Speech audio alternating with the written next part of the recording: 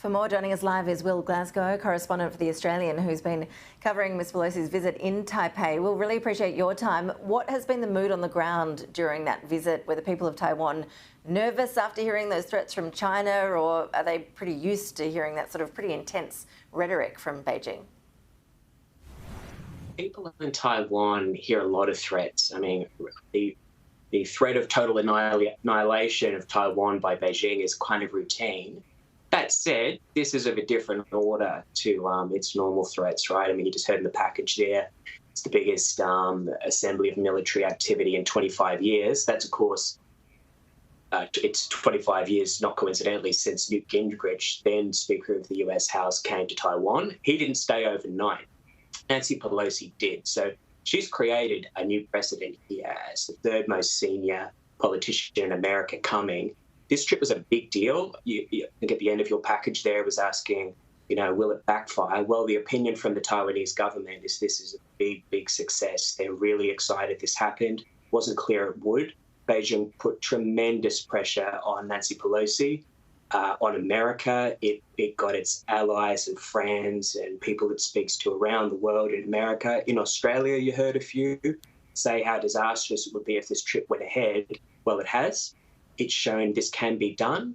The senior figure in the Tsai administration told me yesterday, we met just after the President Tsai had spoke with Speaker Pelosi. Pelosi had said America has an ironclad commitment to Taiwan's democracy. That advisor to President Tsai told me that the Pelosi's staying overnight was really important. It sends a message that Taiwan's a safe place, he said. It shows that people can come here, you can visit, right? And actually, this is one of the kind of weird things about living in Taiwan. It's a really, really safe society, despite Beijing's constant threat of war.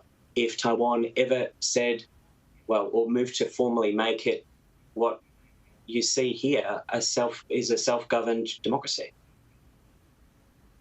You mentioned the military exercises. I see there's also been cyber attacks targeting Taiwan as well. Do you expect these will be short-lived measures, or will Taiwan be feeling the blowback of Pelosi's visit for some time?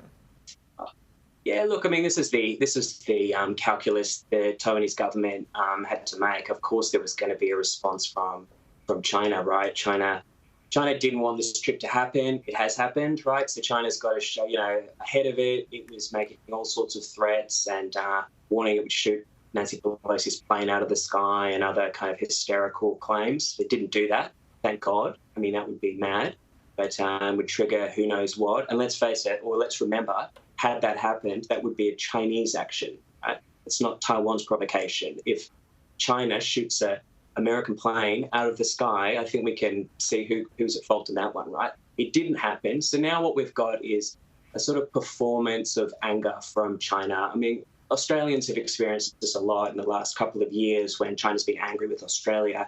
You get angry, bombastic editorials. You get trade strikes. They've begun already in Taiwan. So that's real. They're trying to hurt Taiwan. But, the Australian experience is illuminating on that one too. The Taiwan government actually wants to reduce its economic exposure to China because it's a source of vulnerability and stress and a way that China can use its coercion. So, much like the Australian experience, we'll see how that plays out. There's mixed reviews on that. Now, the big difference with Australia is, yes, the People's Liberation Army are in 6 spots currently around Taiwan. They say they're rehearsing a blockade. Now, it's not a blockade, though, right? They're rehearsing one. Things are still coming in and out of Taiwan port. Of course, the semiconductors on which China's economy is hugely reliant, those come from Taiwan.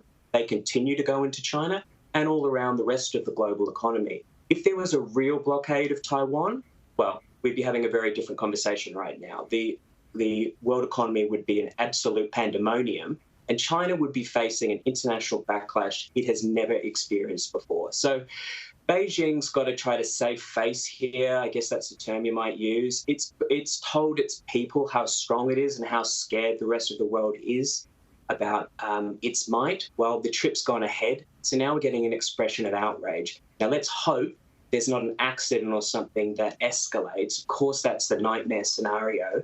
But again, let's remember whose army is assembled around Taiwan Island. And let's have a bit of perspective on who's the one that could escalate the situation. It's not Taiwan.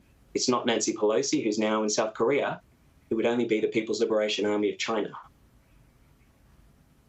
Fascinating stuff. Will Glasgow, really appreciate your insights live there from Taiwan. Thank you so much.